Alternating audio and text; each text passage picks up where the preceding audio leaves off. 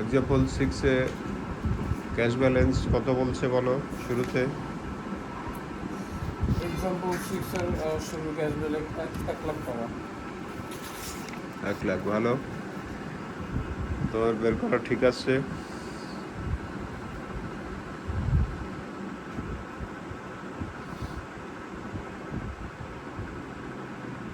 এখানে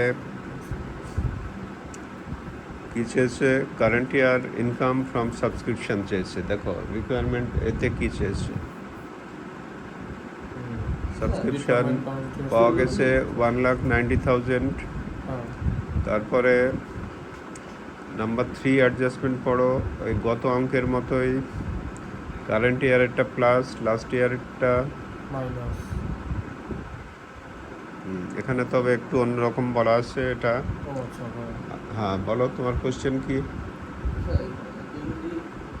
credit bank ব্যালেন্সে digital cost মানে স্টার্ট কথা সেটা ক্যাশ বুকে কি ওই ব্যাংকের অ্যামাউন্টটা ব্যাংক ডেবিটে তো হবে না, ক্রেডিটে হবে না।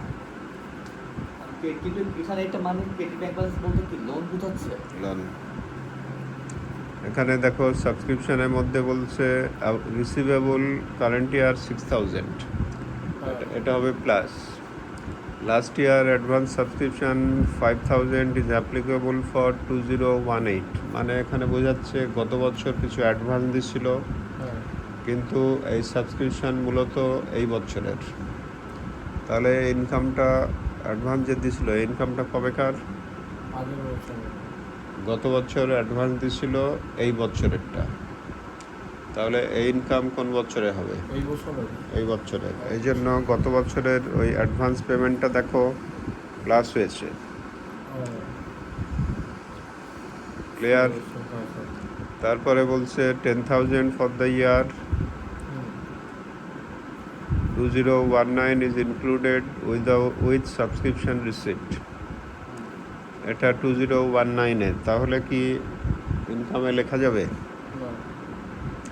এই জন্য এটা মাইনাস হয়ে যাচ্ছে।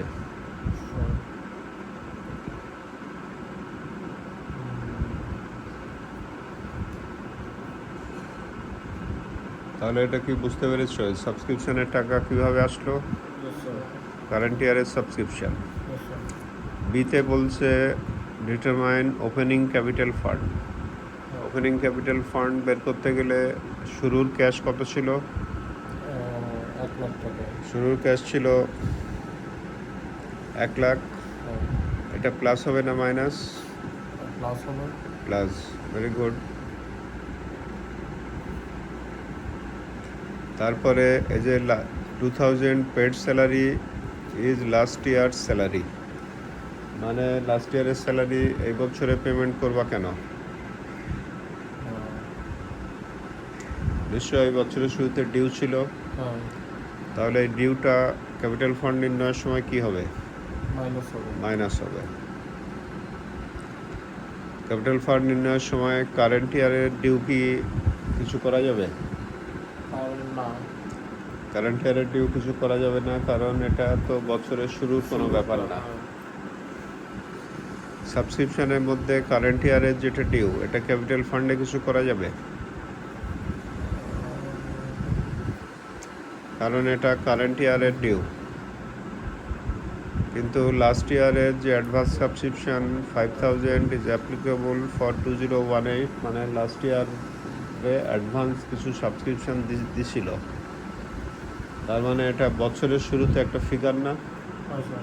এই অ্যাডভান্স সাবস্ক্রিপশন যেটা বছরের শুরুতে ছিল, এটা কি করবা?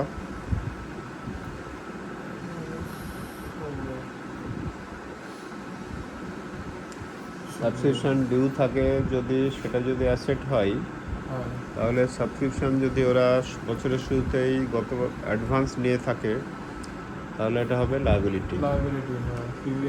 তাহলে এটাও মাইনাস করবা। আর অন্য ল্যান্ড, বিল্ডিং, ফার্নিচার, ইনভেস্টমেন্ট এগুলো আছে, এগুলো সব অ্যাসেট কি করবা?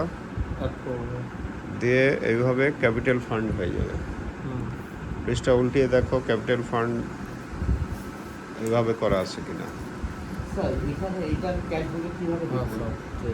মানে বড় একটা দিক দেওয়া আছে receipt from date of funding 2% discount for full settlement of taka 10,000, the payment total is taka 4,800 in cash, and rest of the debt amount is in check. ক্যাশবুকে টাকা কমলে ক্রেডিটে লিখো না, ক্রেডিটে লিখো। ক্রেডিটর্স দিয়ে যা ক্যাশে পেমেন্ট করছে ক্যাশের ঘরে, যা চেকে পেমেন্ট করছে ব্যাংকের ঘরে।